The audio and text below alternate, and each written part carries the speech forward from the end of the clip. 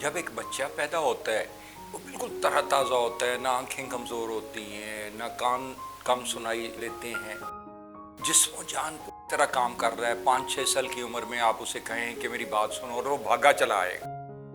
लेकिन यही जब हम बुढ़ापे की तरफ जाते हैं हमारी मुश्किलात शुरू हो जाती हैं। मसलन उम्र बढ़ने के साथ साथ हमारी आंखें कमज़ोर होने लगती है, बुढ़ापे में कम सुनाई देने लगती है, सांस का मर्ज, सांस चढ़ने लगता है जब आप थोड़ा सा चलें, और उठने बैठने में इंतहाई तकलीफ महसूस होने लगती है, लचक जाती रहती। मियाँ मोहम्मद साहब की अंदाज में वो कहते हैं कि हड्डी पीड़न, लकी पीड़न, लोकी कहन चुक चुक, असली गल ने मियाँ मोहम्मदा विचों गई है मुक। और फिर अगर आप उसको बुलाएं, वही जो बच्चा 6 साल की उम्र में भाग के आता है, आपकी बात आवाज़ पे सुनता है, अगर आप किसी बुजुर्ग को देखा हो तो वो जब इवन उठने बैठने में इंतहाई हिचकिचाहट का मुजाहरा करेंगे कि जब ये उठे बैठेंगे तकलीफ महसूस होगी, और चलेंगे तो पता नहीं चला जाएगा कि ये दर्द कहाँ पे आएगी, और बाजुओं में दर्द आ गई, टांगों में दर्द आ गई, कमर में दर्द आ गई, घुटनों में दर्द आ गई, गर्दन में दर्द आ गई, और पता नहीं कहाँ दर्द आएगी। कुछ फ्रोजन शोल्डर का सामना करने लगते हैं, को आंखों की कमजोरी का।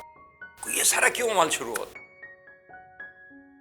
नाज़रीन, आपको पता ही है हमारी 5 सेंसेस जिनकी मदद से हम काम करते हैं, ये काम कैसे करती हैं और ये क्यों कमजोर होने लगती? ये अगर आप चार्ट की तरफ देखें तो नर्वस सिस्टम के बेसिकली 3 ही हिस्से हैं। Brain being the head of the body, spinal cord and spinal nerves.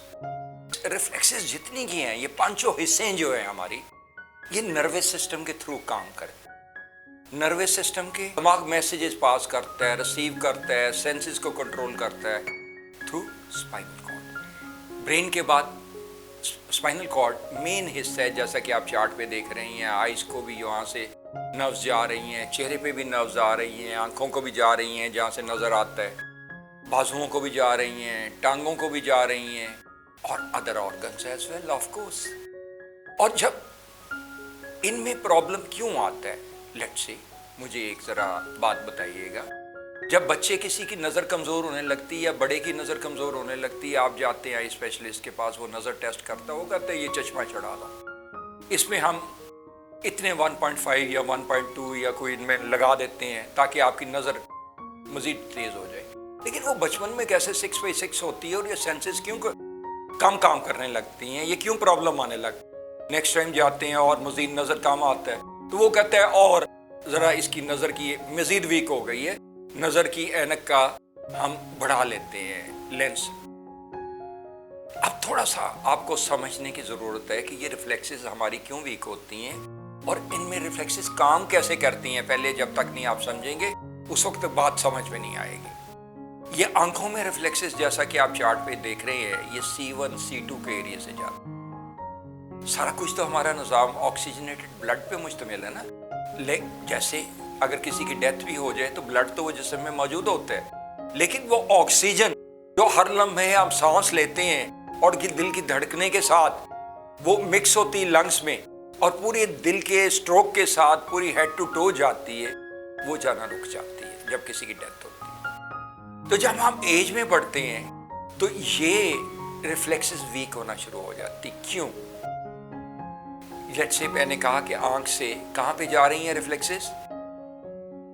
C1 C2, आंख और कान का एरिया। अगर मुझे ये बताइए कि यहां से एडजॉइनिंग ब्लड वेसल्स प्रेस हो जाएं, हर 2 मोहरों के दरमियान में डिस्क होती है, वो डिस्क बल्ज हो जाए C1 C2 की, तो क्या वहां से आपके आंखों में एडजॉइनिंग ब्लड वेसल्स के प्रेस होने से पूरा ब्लड जा पाएगा? इनपुट तो तमाम की तमाम ऑर्गन्स की हमारे, लेट्स से कानों की, आंखों की, वो तो ब्लड है, ऑक्सीजनेटेड ब्लड। और अगर वही पूरा नहीं जा रहा तो क्या कानों को और आंखों को कमजोर होना चाहिए? नहीं होना चाहिए, यानी वो कमजोरी का सामना हो जाता है। अब यही मसला अगर लोअर बैक में आ गया, लेट्स से L3 में आ गया, तो घुटने कमजोर होने लगे। बुढ़ापे में क्यों कमजोर होने लगे मैं अभी वजाहत करूंगा।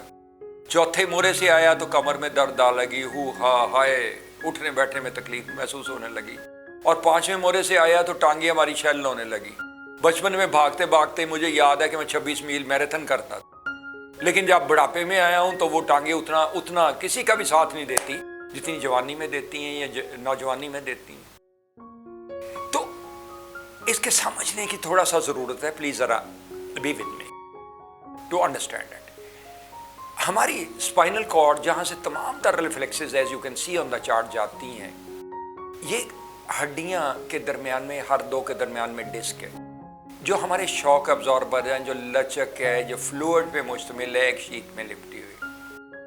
اور یہ ورٹیبراز جو ہیں جیسے ایج بڑھتی ہے وہ کمزور ہونے کیوں لگتے ہیں کہ ہڈیاں ہماری 7 چیزوں سے بنی ہیں: calcium, vitamin D, magnesium, phosphorus, silicon, copper and fluoride. بڑھتی عمر میں کچھ اجزاء کم جذب ہونے لگتے ہیں اور کچھ چیزیں ریئیکشن سے ابزارب ہوتی ہیں. لیٹ سے وائٹامن ڈی اگر کم ہو جائے تو کیلشیم بھی اور کچھ چیزیں اور بھی نہیں جذب ہو پائیں گی. مجھے ذرا وضاحت کیجئے گا. اگر آپ کے گھر میں لان ہے اور اس میں گھاس پہ دھوپ نہ پڑے، آپ چاہے کھاد بھی دیتے رہیں، پانی بھی دیتے رہیں، تو گھاس سرسبز رہے گا نہیں نا. تو آج کل کا تو جو زمانہ ہے اس میں تو ویسے ہی ہم انڈور سارا کام کرتے ہیں، آؤٹ ڈور میں بہت کم جانا پسند کرتے ہیں. کمپیوٹر پہ کام کر رہے ہیں، آپ موبائل پہ کام کر رہے ہیں، تو سارا تو آپ کی گیمیں ان سائڈ ہو گئی. تو وٹامن ڈی میں تو کمی آنی ہے نا، کیونکہ وہ میکسیمم سورج کی چھاؤں میں ہوتی ہے اور اس کے بعد تھوڑی بہت مچھلی انڈے میں. تو جب یہ پرابلم آنا شروع ہو جاتا ہے تو ہڈیاں ہماری کمزور پڑنے لگتی ہیں. سیکنڈ پرابلم اس وقت شروع ہوتا ہے جب 50 سال بعد ایتھروسکلوروسس شروع ہو جاتا ہے.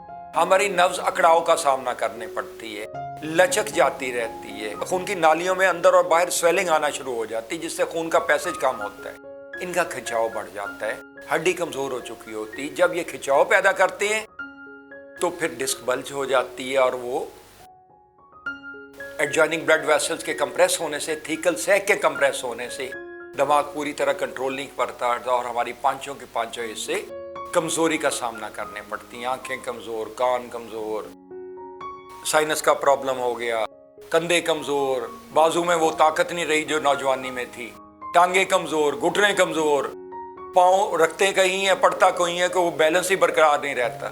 تو یہ ساری پرابلم دور ہو سکتی ہیں اگر ہم ریفلیکسولوجی یا ریفلیکسز کو اپنی ٹھیک رکھیں، ہڈیوں کے اجزاء پورے رکھیں.